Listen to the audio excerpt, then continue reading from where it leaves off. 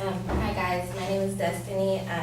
The claim I responded to was that choosing a career that one enjoys will extend life expectancy more than choosing a career based on income. My response to this claim is that a career that makes you happy does not extend life expectancy more than choosing a career based on income. So the secondary claims were, the first one was job satisfaction is closely related to comfort and organization. The second claim was income has little to do with longevity outside of poverty. And the third being that psychological factors strongly influence longevity. So my response to the first claim that job satisfaction is closely related to comfort and organization, the advocate did not provide enough evidence on how job satisfaction is closely related to comfort and organization. And the reasons given for the first secondary claim are pretty unclear and based mostly on speculation and hypotheticals. But with my findings, I found that income is closely related to comfort and organization. And according to an article by USA Today, if you earn at least $75,000 per year, you earn a comfy salary. A higher income will provide you with the ability to be more organized and comfier. My response to this secondary claim that income has little to do with longevity outside of poverty is, my first response is that this claim is a bifurcation, which we learned about last week.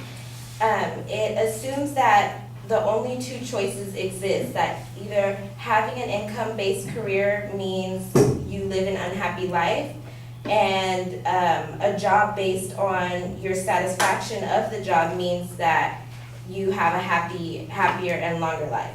When the reality is there are many people who love their job and receive a fabulous income. For instance, take Richard. Richard, do you love your job? Oh yeah. And do you make a pretty decent income? I feel very comfortable. Wonderful. So there are many doctors as well and lawyers who pursue their career because it's what they enjoy doing, and they also make and receive a higher income. It's also unfair to exclude poverty from the situation because this is often the case for many people who pursue careers that they enjoy and love. There are many starving artists in the world who are doing what they love and pursuing a career that they enjoy, but that does not mean that they are living comfortably. The advocate mentions one should spend more time doing something they like instead of doing something for one goal, money. But the ultimate goal when you're working a job that pays a higher income isn't just to get money, it's to improve one's lifestyle. Income has a lot to do with longevity in life. Without sufficient income, you don't have access to many things such as health care and living expenses, which include food, housing, clothes, and the basics for survival. Also, according to an article by the Economic Times, other than a healthy lifestyle, vacationing at least 3 times a year is the key to a longer life. And you cannot take vacations without a proper income. So for the third claim, that psychological factors strongly influence longevity, my response to this claim is that this claim is true. But without proper income, you will not have the means to invest in your psychological health. For example, there's mental therapy and therapy of many different forms. But if you don't have the means, then you can't obtain that therapy. One's health seems to be the most important way to improve longevity of life over anything else. In an article published by Medical News Today, the top 2 leading causes of death in the United States are heart disease and cancer, both being physical health issues. Another article by Harvard Health Publishing listed many different tips for a longer life, and majority of these tips are regarding one's health rather than happiness in your career. Individuals with a higher income have the means to invest in the best health for themselves. My other response to this claim is that one of the advocates' reasoning to support this claim was that choosing a fun job would make one satisfied and comfortable. Just because one has happiness at work does not mean this happiness would also be in other aspects of their life. Other problems in life will arise and can decrease your life expectancy. Things like stress from tragedies, deaths, also divorce can also decrease your health. If you're not physically healthy, it doesn't really matter how happy your job makes you, your life expectancy will still be shortened. In conclusion, although choosing a career that you enjoy may bring more happiness, that alone will not extend your life expectancy. There are many aspects to extending one's life, and having higher income will improve many of those aspects that will extend your life.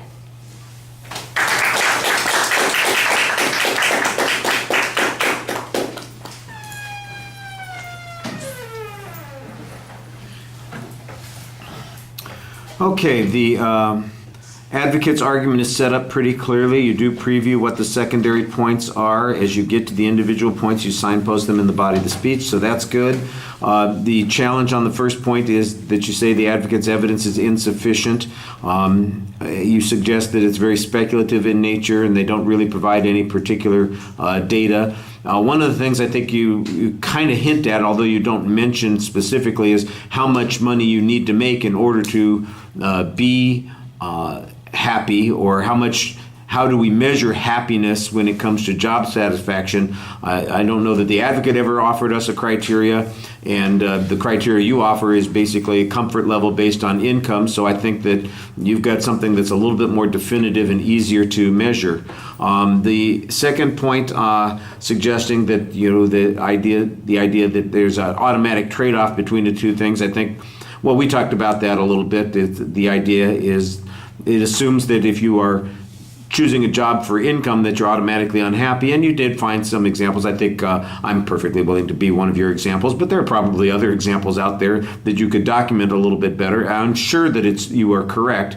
Now, one of the things that I think you need to point out, of course, is that the advocate didn't show that that is a choice that people make. I think it's one of those things, it's a false dichotomy. Unless there is some reason to believe that it's true. Did they give you any reason to believe that it's true? I didn't. You don't really refer to what kind of information they use on that particular point. The argument about poverty not being poverty being excluded from this consideration, I think you do make a legitimate argument here. You could use some evidence that shows that people who choose what they believe in or are passionate about sometimes end up being frustrated in life, like the starving artist, or the you didn't use that term, but the unemployed PhD in philosophy or English who maybe chose something that's their passion, but it doesn't particularly pay very well, or they don't have a job. Here's an unfortunate piece of information I heard in the last couple of years. There's a large percentage of people who graduate from college who are unemployed, are living at home with their parents because they don't have sufficient income. I don't think that they're probably very happy, even though they've pursued the discipline that they believe so much in, whatever that happens to be. Comm studies, I don't know, social justice, I don't know, those kinds of things. Here we don't have to worry about that. We've got all the engineers. All right. And then the third part, I think you do a pretty good job talking about why those things need to be taken care of. I do think that you're doing a little too much reading and need to look up a little bit more, but generally you were fine. Thank you.